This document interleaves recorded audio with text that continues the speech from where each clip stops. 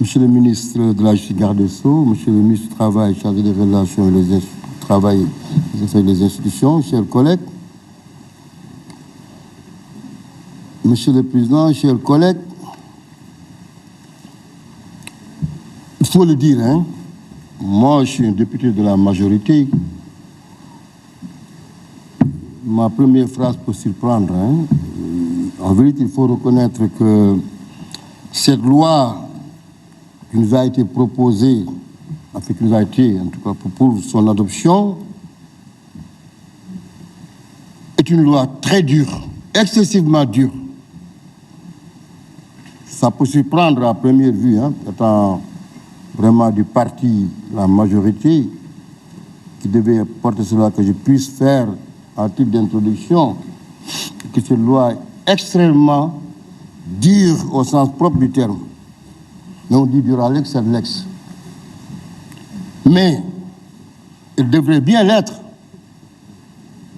Mais pour ceux qui sont les destinataires, ceux dont on a vu l'illustration parfaite, en conformité avec la définition, dans le mois de février au mois de mars, mais les honnêtes gens, les citoyens, je crois qu'ils n'ont rien à craindre.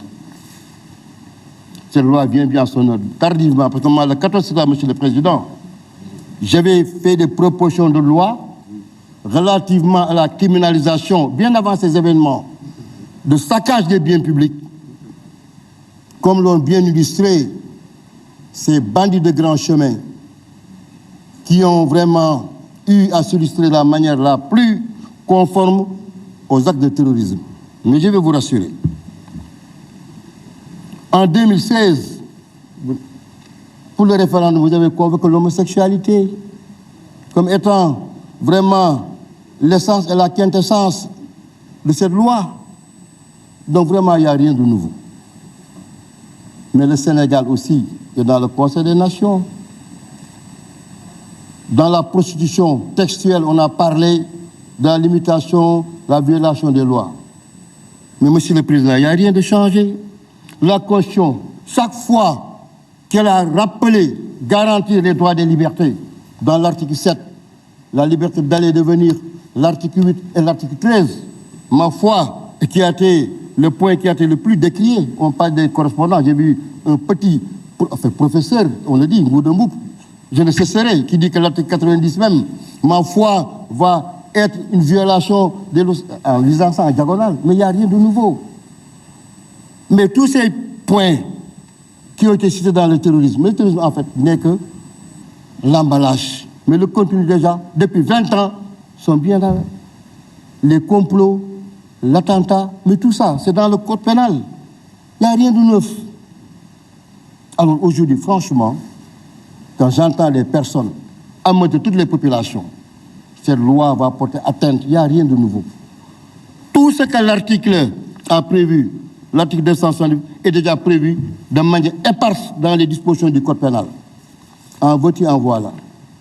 Donc franchement, je crois que certainement parce que les gens pensent à l'application de cette loi, mais beaucoup sont déjà dans le champ d'application des actes. On parle de détenus politiques. On va à la libération. Franchement, moi je me pose des questions. Mais ne perdez rien à attendre. Ceux ou celles qui ont été, en tout cas, bien impliqués dans ces affaires, ce n'est même pas un problème de terrorisme. Le terrorisme, en fait, il n'y a rien d'autre. Mais monsieur le garde des Sceaux, au moins, en fait, vous avez appris de l'eau dans le moulin, vous disant mon frère Toussaint Manga, mon compagnon de lutte là-bas. Mais il y a encore baax da ngeen labiré actuellement moo tax léegi bàyyi na loolu mais wax léegi affaire troisième mandat kon je crois que léegi dañoo ñàkkoon xam rek laa yaakaar mais du woon sa affaire naa fekk mais comme que xam nga leen yeesal nga leen quand même je crois que le débat maintenant jeex na maintenant vous êtes pas sur bon chemin le terrorisme est déjà là monsieur le garde des Sceaux.